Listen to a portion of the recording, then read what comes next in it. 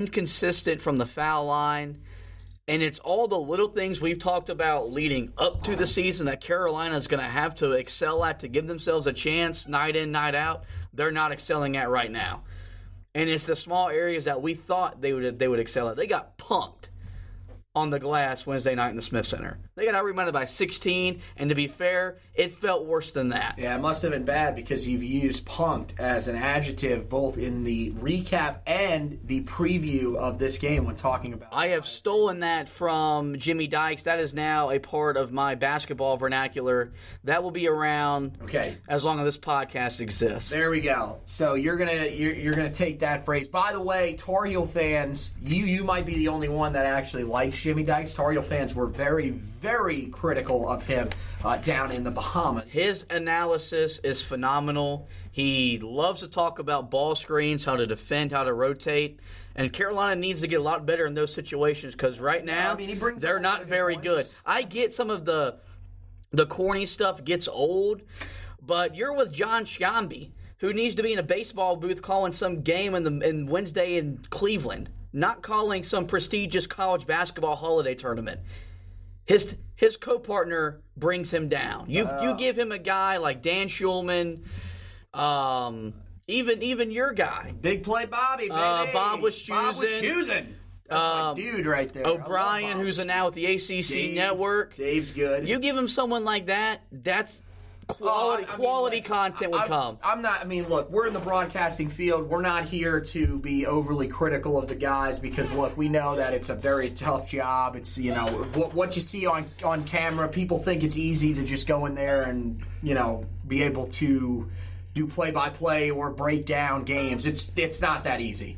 But I tend to agree. I like John Sciambi a little bit better in a baseball booth than I like him in a college basketball booth.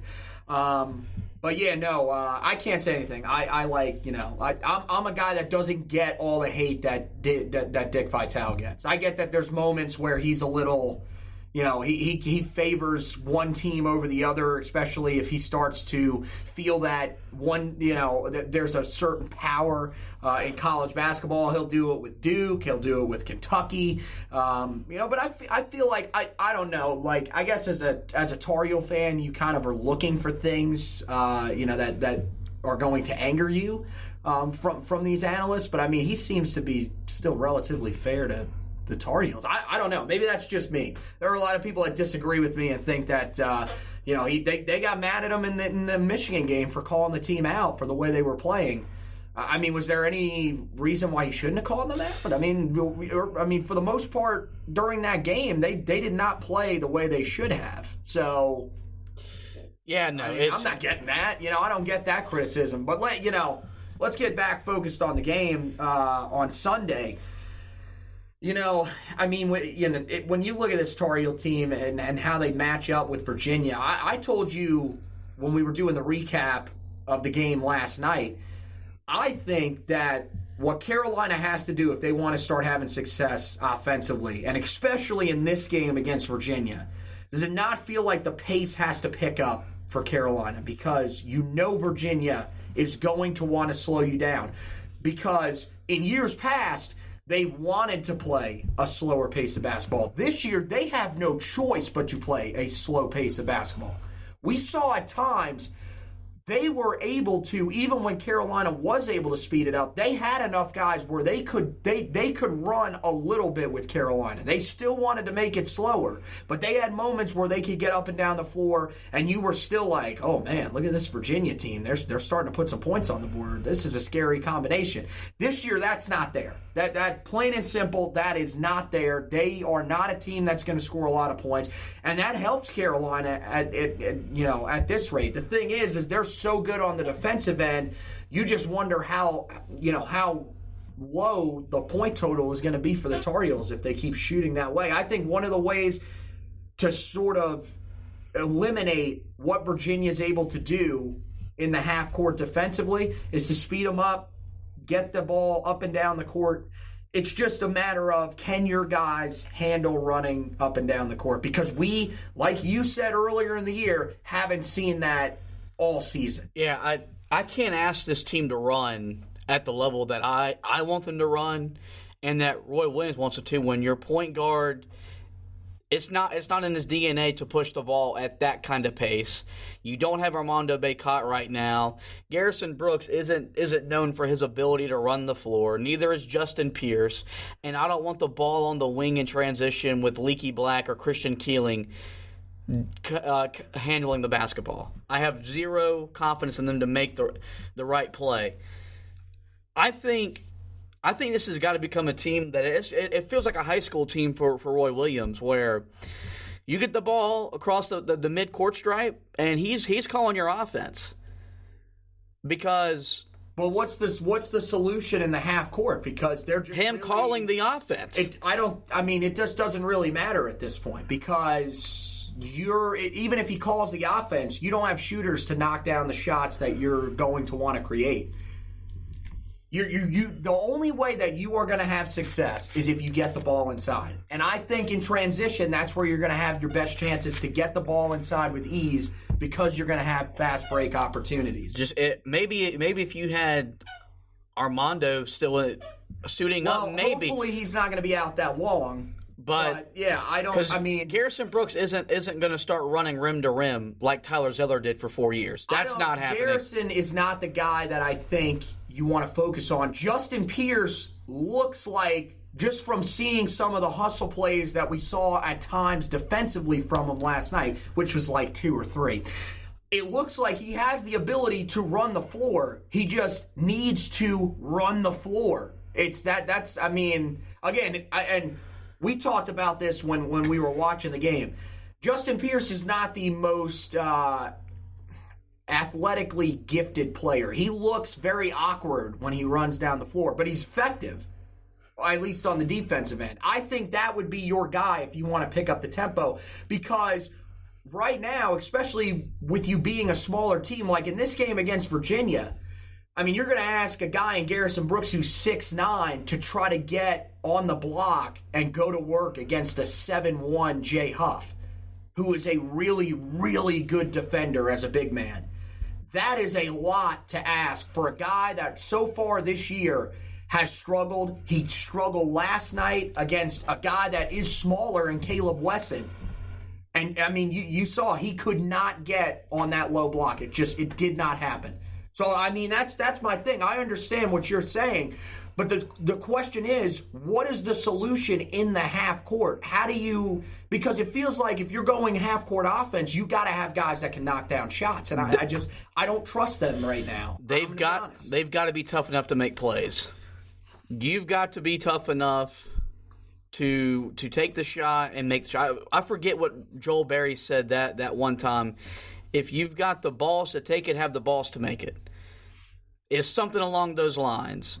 That's where and that'll be the slogan of this podcast, by the way. So, that's what it comes down to. They're not tough enough 1 through 8, 1 through 9 to make plays. Cole Anthony's tough enough. I'm not questioning his toughness. I've questioned Christian Keeling's. Leaky Black looks timid in everything he does on the offensive end. He's doing everything we wanted to do defensively. He's active. He's guarding his guy. You've got to start scoring the ball at a level that warrants your talent and your size. You have a mismatch almost every time you get the ball on the offensive end. And you want to settle for threes and terrible mid-range jump shots, especially in transition. Yeah, he's a guy that I want to see start going to the basket more. And, that's the thing. Look, if you're going to take 9 shots a game, somewhere in that range, you've got to be more efficient, or else you're limiting what this offense can do. And yeah, we've talked about shot selection is something we've talked a lot about here, especially over the last few games. I thought they did a really good job against Oregon with working the offense through the post, even if it wasn't, we're going to get it inside and one of our big men is going to score. Getting that low post touch seemed to work wonders for this team. But we weren't able to see it against Ohio State. Ohio State just did such a great job of keeping us off the low block. That could not happen in this game, or else it's going to be another game exactly like that Ohio State game on the offensive end.